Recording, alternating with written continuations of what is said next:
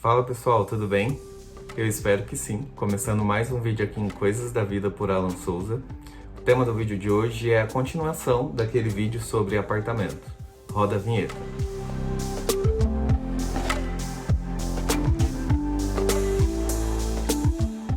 Pessoal, antes de começar o vídeo, eu gostaria muito de pedir para que vocês se inscrevam aqui no canal, deixe seu like, comente aqui embaixo mais dúvidas se surgirem. O nosso vídeo do apartamento chegou a quase 2.000 visualizações e os comentários vêm chegando e eu tô respondendo, mas eu optei por fazer mais um vídeo de continuação de como adquirir o imóvel, né? Agora a pós-aquisição do imóvel.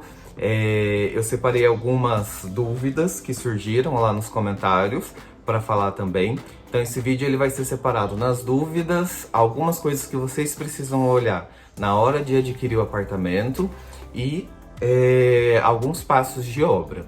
Vale lembrar de novo que eu não sou profissional. Tudo isso é baseado na minha experiência quanto à aquisição do imóvel, quanto às obras e tudo mais, tá bom? Espero que esse vídeo ajude e se surgirem mais dúvidas, gente, joga aqui nos comentários que a gente grava uma terceira parte desse vídeo sem problema algum, tá bom?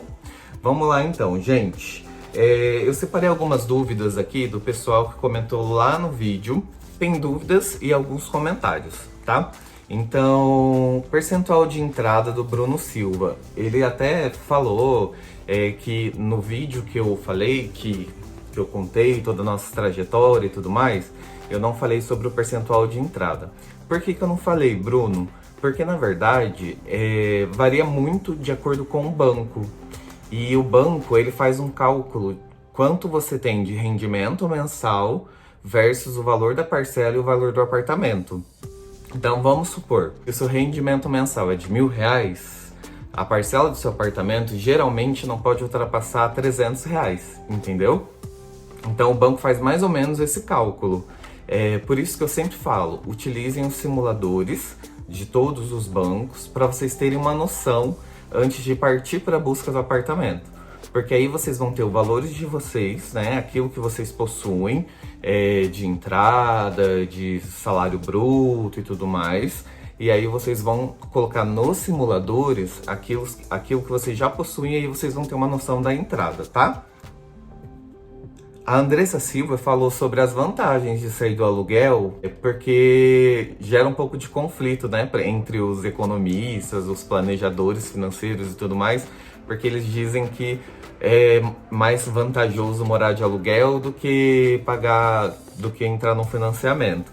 E eu achei muito bacana eu citar o comentário dela, porque é bem essa realidade mesmo, viu, Andressa?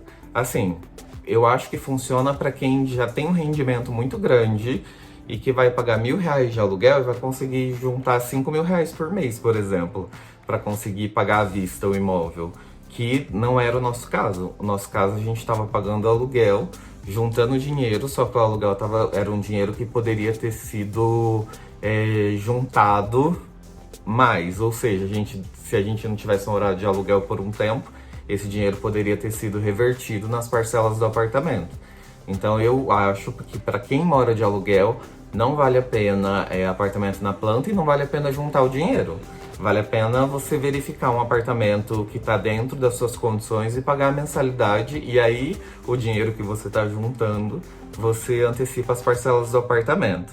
Que foi exatamente o que eu escrevi lá no seu comentário, na sua resposta.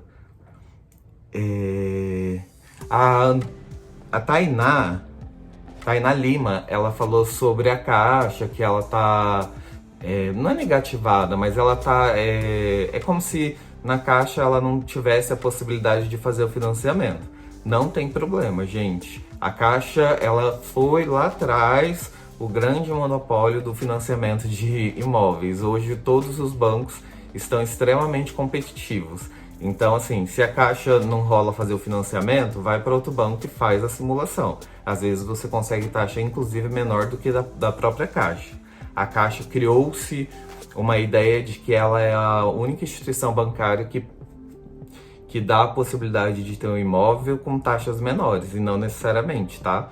Muitas vezes, outros bancos conseguem superar a Caixa na taxa anual. E usem e abusem, eu falei até pro José Carlos, usar e abusar dos simuladores de banco, para terem ideia realmente dos valores, tá?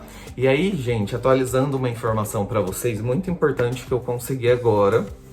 Finalzinho do outro vídeo, eu comento sobre a possibilidade de portabilidade de financiamento. Eu consegui redução da minha taxa, a minha taxa anual, a minha parcela reduziu em torno de R$ 100, só porque eu liguei lá e falei assim, olha, o outro banco tá me oferecendo uma taxa menor, e aí eu quero o extrato do meu financiamento, porque eu preciso levar para eles verem se eles vão assumir ou não. E aí, quando eu falei isso, a minha proposta foi para análise, eles reduziram minha taxa em quase 1% e deu uma diferença de quase R$ 100 no valor da parcela. Ou seja, isso funciona. Então, se você já possui um financiamento, entre em contato com o seu banco. É mais ou menos TV a cabo, quando você liga para cancelar e eles oferecem um monte de coisa e diminui o valor. É mais ou menos a mesma coisa, gente. Neste caso, se a gente pode pagar um juros menor, por que a gente não vai pagar, não é? Vamos ser espertos. O banco é rico, a gente não. Então, vamos juntar o útil ao agradável. O banco depende de mim para ser cliente. Você quer que continue seu cliente? Então, reduz minha taxa, não é? É isso, gente. Eu acho que essas foram as principais dúvidas, tá? Mas vamos lá para a análise do imóvel usado, né? O imóvel na planta não tem muito o que fazer, você vai receber o imóvel, é óbvio que ele vai ter uma garantia, então se você vê um rachado ou vê alguma característica do que eu falar aqui, você vai ter a possibilidade aí de acionar a construtora, acionar a administração para que eles resolvam o problema. No imóvel usado é completamente diferente. Isso não vai acontecer, porque é a mesma coisa, você compra um carro, você está comprando um carro. Se você não leva no mecânico antes, se você não faz toda a averiguação antes, o que vai acontecer? Se o motor estiver quebrado, você não vai saber. E aí você já comprou o carro, pronto. Então, é muito importante que vocês façam uma inspeção quando vocês forem adquirir um imóvel usado, tá? Eu anotei algumas coisas que a gente fez e a gente olhou nos apartamentos que a gente visitou. Pra gente foi mais fácil porque a gente morou nesse mesmo condomínio de aluguel no primeiro ano. Então, a gente já conhecia mais ou menos como funcionava a estrutura do condomínio, como funcionava o código de conduta, entre aspas, como funcionava alguns detalhes que eu vou passar aqui para vocês. Então, pra gente foi mais fácil essa parte, a gente não precisou, a gente pulou algumas etapas, mas dentro do imóvel a gente conseguiu ver algumas coisas. Outro ponto de atenção, o imóvel por ser usado, a gente não tem como exigir muito, mas você também não é obrigado a comprar. Então, se você tá vendo que o imóvel tá bem judiado, que as coisas estão bem feias, obviamente que você vai ter um custo maior antes de se mudar para fazer as obras. Então, você não é obrigado a comprar. Então, só que é aquela história, né? A vantagem é que você está comprando, você sabe exatamente aquilo que você está comprando. O que a gente olhou muito, né? A gente olhou se existiam paredes rachadas, né? Se eram rachaduras profundas. Então, como eu falei no outro vídeo, teve um imóvel que a gente olhou que as duas paredes do banheiro tinham rachaduras grandes, assim, que dava até para ver do outro lado. Então, isso assustou bastante a gente, principalmente porque era no último andar. Então, observem as características das paredes. Às vezes a parede vai estar com um rachadinho e é o rachadinho da tinta, não necessariamente é o rachado da própria parede, tá? Então é importante que vocês façam essa análise. Onde bate o sol é muito importante. Se o apartamento não pega sol em nenhum dos lados, pense na rotina do dia a dia, como você vai secar sua roupa, se o apartamento vai ter muita umidade, então ele vai ter facilidade de pegar bolor, por exemplo. Então, olhar onde nasce, para onde o seu apartamento está virado é muito importante. Se o apartamento ele pega o sol da tarde, por exemplo, no quarto, que é o nosso caso, a gente sabe que o quarto na parte da tarde ele vai estar pegando fogo. Então, por exemplo, essa parede aqui de trás é a parede que bate sol. Chega uma hora do dia que a parede chega a ficar morna, então o quarto fica muito quente. Só que em contrapartida, o sol da manhã é o sol da varanda. E a gente gosta, por exemplo, para secar roupa e tudo mais. Que aqui no nosso caso a gente pode colocar na varanda aqueles varalzinhos de chão, sabe? E o sol também bate aqui na janela da lavanderia, a gente consegue secar algumas roupas também na lavanderia. Então, pra gente, o sol da manhã é mais vantajoso por ser menos quente também. Mas isso são detalhes, tá? Umidade perto da janela, gente, é muito importante. Visitem o apartamento, tiver mais friozinho, observem bastante aos redores da janela. Porque se a janela não está bem fixada, se não existe uma proteção, ela vai ter umidade. E aí vai embolorar toda a sua tinta, pode descascar, pode cair e você vai ter que refazer todo o trabalho de novo. Paredes próximas ao banheiro. Se o rejunte, o azulejo do banheiro, né, o rejunte do banheiro não estiver bem feito, provavelmente você vai ter problema de umidade nas paredes que estão próximas ao banheiro, né, da água que está batendo. Então, observem se existem manchas também nessas paredes. Rachaduras diversas, hidráulica. Hidráulica é uma coisa bastante importante. Olhem todas as pias do apartamento, a pia da cozinha, as pias do banheiro, olhem embaixo se está enferrujado, qual é a situação da parte hidráulica, das peças mesmo, sabe? Por quê? Porque se tiverem novas, é um custo a menos que você vai ter, né? De obra, assim, na hora de mudar. Então, olhem bastante se está enferrujado. Antigamente os apartamentos não usavam o de plástico, usavam o de ferro. Então, se estiver desgastado, provavelmente vai ser um custo que você vai ter a mais. Olhem também e questione o vendedor, né? O corretor. Se a planta do imóvel permite quebrar paredes, então você entra no imóvel e você já começa a imaginar uma série de mudanças que você quer fazer e às vezes não permite. No nosso caso, por exemplo, aconteceu isso. Só que isso a gente já sabia quando a gente comprou o apartamento que a gente não poderia quebrar. Então foi uma coisa que a gente levou de boa. Mas, por exemplo, a gente tem 3 quartos e a gente não precisa dos 3 quartos. Um dos quartos daria para quebrar a parede e fazer uma extensão da sala e deixar a sala enorme. Só que o prédio todo é de parede estrutural, ou seja, não pode quebrar nenhuma parede. Então a gente não consegue quebrar a parede. Quando vocês entrarem no imóvel, vocês enxergarem de uma forma que dá para quebrar uma parede, que vocês querem deixar o apartamento com uma cara de vocês um pouco melhor, verifiquem se a parede não é estrutural. Todas as paredes são estruturais, porque senão você não consegue fazer nenhuma modificação, tá? Verifique se permite instalação de ar-condicionado. Talvez agora não seja uma necessidade tão grande de vocês na hora na aquisição do imóvel, mas futuramente pode ser que vocês queiram adquirir um ar-condicionado e nem todos os prédios e condomínios suportam a própria energia elétrica de um apartamento usado, a própria rede elétrica do condomínio do apartamento usado não permite ar-condicionado, não suporta, né, a voltagem de um ar-condicionado. Então, se isso é uma coisa que possa fazer diferença para vocês que estão comprando futuramente, verifiquem se existem moradores que têm ar-condicionado, quais são as regras do condomínio. A gente não pode esquecer que a gente está fazendo uma compra e que a gente vai viver naquele lugar, então a gente precisa entender qual é a rotina, como funciona o condomínio. E para isso, geralmente a administradora do condomínio tem todas as regras do condomínio e tudo mais.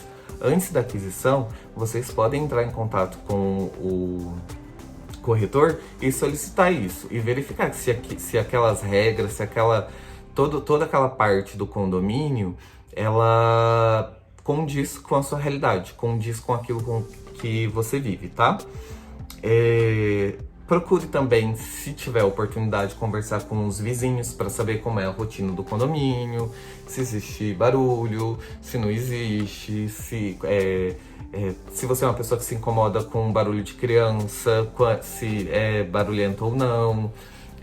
Se você trabalha à noite e precisa dormir de dia, como é a rotina durante o dia, como é a rotina durante a noite. É uma compra muito importante, então essas coisas elas precisam ser vistas, tá? E pontos de tomada, gente, porque se a parede é estrutural, vocês não podem mudar. Então, observem os pontos de tomada. Hoje a gente tem algumas opções, que são as fitas elétricas, né? A gente consegue até esconder com umas corridas, fitas elétricas e tudo mais. Então, dá para fazer alguns pontos de tomada, assim, de externo. E até tem uns até estilosos, preto fosco e tudo mais. Mas é uma coisa importante também, para vocês darem uma analisada. Beleza? Então isso foi uma das algumas coisas que a gente viu antes de vir para cá. Mas como eu disse para vocês, a gente já conhecia o prédio, o apartamento era igual ao que a gente tinha morado, então não tinha muita coisa assim para ver. Mas isso, eu levantei essas informações porque isso nos outros apartamentos que a gente foi visitar, a gente tinha olhado tudo isso. Porque uma vez que a gente compra, depois não tem o que fazer porque não tem garantia. Agora, a gente vai passo a passo da obra que a gente fez depois que a gente adquiriu o imóvel. A gente queria mudar algumas coisas, porque, por exemplo, a parede da televisão era uma parede minúscula que não cabia a nossa televisão. A nossa televisão tem 49 polegadas. Então, pensa, a parede não cabia a televisão teria que ficar meio que curvada assim. E a gente não queria isso. Então a gente começou a fazer alguns orçamentos de algumas mudanças. Então a gente estendeu a parede para ficar com drywall, né? Para a gente colocar um painel de TV um pouco maior. E a gente fez algumas obras. Mas assim, em resumo, a gente seguiu alguns passos que pra gente foi a melhor opção e a gente viu que não teve nenhuma consequência, tá? Não vou falar pra vocês que a gente não teve problema na obra, muito pelo contrário, a gente teve alguns problemas na obra de serviços que não foram feitos da maneira como a gente queria, a gente teve problema de mancha no piso, então de tinta, a gente acabou escolhendo uma tinta que não era tão boa, e aí tudo isso, depois que a gente mudou, é que a gente percebeu e falou assim, putz, se a gente tivesse gastado um pouquinho mais, a gente não teria feito o que a gente fez. Mas acontece, a gente só descobre depois que a gente tá morando. Então, se eu posso dar alguma dica para vocês, assim, de passo a passo, de coisas que vocês podem fazer, inclusive de apartamento depois que vocês pegarem, né, apartamento na planta depois que vocês pegarem ele cru, primeira coisa, gente, gesso. Vocês querem rebaixar, vocês querem colocar sua moldura, vocês querem fazer sanca. Então, gesso é a primeira coisa que vocês vão fazer no apartamento, porque faz uma sujeira danada. E gesso se pega em pedra, se a poeira, se pega em móvel planejado, por exemplo, ou se vai pegar no piso, a limpeza pós-obra vai ser um inferno. Então, assim, primeira coisa é gesso. Depois, vocês vão para pedras. Vocês vão mudar pedras do apartamento, vai trocar pia, vai estender a pia. No nosso caso, a gente estendeu a pia. Faz muita, muita sujeira. Pedra, eu acho que, assim, pedra e gesso são as coisas que mais fazem sujeira numa obra de um apartamento, tá? Depois que vocês finalizaram o gesso, finalizaram a pedra, fizeram uma limpeza prévia de tudo, vocês vão para pintura. Por quê? Porque aí a pintura já vai fazer o acabamento do gesso, a pedra já vai estar instalada, não vai correr o risco, por exemplo, da poeira grudar na tinta. E aí eu recomendo para vocês uma coisa muito... eu entendo que assim, o orçamento ele é bastante apertado, né? Porque a gente tem que pagar um monte de taxa, principalmente em imóvel usado. Mas assim, invistam em uma tinta de qualidade. No nosso caso, a gente teve um problema porque a gente escolheu a Coral, que não era a top, mas não era a mais barata. Foi aquela rende muito. É uma tinta boa? É uma tinta boa. Só que a gente, no final de tudo, a gente teve que comprar 2 latas grandes porque a gente teve problema na pintura. A tinta não pegava direito. Eu também concordo que provavelmente a gente teve mais problema com o pintor do que com a própria tinta, porque, né, precisa saber usar e tudo mais. Mas a gente escolheu assim, o cinza crômio, eu acho que dá pra ver a diferença do branco ali do teto pra parede. Mas se tem uma dica valiosa, invista na tinta. Invista numa tinta de qualidade, Souvenir, coral, super lavável. Porque quando vocês estiverem morando, automaticamente, gente, você vai dar uma batida ali, vai dar uma esbarrada aqui, às vezes vai manchar. Se a tinta for lavável, você passa uma buchinha ali, pronto, saiu. No nosso caso, como a tinta não foi lavável, a gente tem muita dificuldade. Na hora de limpar, acaba saindo um pouco de tinta. Então a gente até hoje tem um potinho de tinta guardado, porque quando fica muito assim evidente, a gente tem que dar uma mãozinha de tinta ali pra dar uma escondida. Então invistam numa tinta boa, tá? Obviamente dentro das condições financeiras, mas tentem investir numa tinta boa. Depois da pintura, aí sim a gente vai ou para os planejados ou para o piso. Aí depende. Porque se você for para o planejado, você pode ter economia na hora de colocar o piso. Só que nós optamos pelo piso primeiro e depois os planejados. Por quê? Porque vamos supor que daqui 5 anos o planejado começa a cair, ou começa a ficar velho, ou a gente enjoa, quer trocar. A gente tira aquele armário de lá. Se a gente não colocou piso lá, a gente vai ter que pegar e colocar o piso, ou se a gente quiser mudar o guarda-roupa de lugar, a gente vai ter que colocar o piso. E piso, gente, ele é vendido por lote. E cada lote tem uma cor diferente, ainda que mínima. Então, se eu posso dar outro conselho para vocês coloquem o piso primeiro e depois vão pro planejado. E aí, se o guarda-roupa ficar em cima do piso, ok, que é um custinho a mais que vocês vão ter, que vai dar aí, sei lá, uns 2, 3 metros quadrados no máximo. Mas é uma coisa que a hora que você tirar o guarda-roupa, ele vai estar ali, pronto, você passa um pano e tá tudo certo. Porque daí futuramente você pode correr o risco de ter que trocar todo o piso da casa, se você for perfeccionista como eu, e ver que existe diferença de cor nos pisos, tá? Então, aí por último os planejados. Porque os planejados não vai pegar poeira de gesso, não vai pegar poeira das pedras, não vai pegar respingo de tinta, não vai pegar possível cola de piso. A gente optou em colocar o piso vinílico, que o piso vinílico a gente colocou de 4 milímetros. Ele é um piso neutro, ele não é um piso nem frio, ele nem é um piso quente. É a melhor coisa, porque no calor ele tá um piso normal, tá um piso temperatura ambiente, e no frio ele tá em um piso temperatura ambiente também. Então o vinílico pra gente foi a melhor opção. Agora, se você gosta de casa mais gelada, vai pro porcelanato. Se você gosta de casa um pouco mais quente, vai para os amadeirados, né? Que é o que tem uma película de madeira, que é o laminado, tá bom? Enfim, tem umas outras características aí de piso, de pedras e tudo mais. Se vocês tiverem mais dúvidas, deixem aqui nos comentários, tá? Eu vou encerrar o vídeo agora para ele não ficar ainda mais longo. Mas resumindo passo a passo de uma obra: gesso, pedra, pintura, piso e planejados. Beleza? Gente, o vídeo de hoje foi esse. Agradeço muito os comentários que vocês fizeram no último vídeo sobre obras de apartamento. Deixem os comentários aqui. Se inscrevam aqui no canal. 90% das pessoas que me assistem não são inscritas no canal. Se o botãozinho tá vermelho ainda, significa que você não é inscrito. Então clica para ele ficar cinza. Muito obrigado, gente. Até o próximo vídeo. Valeu!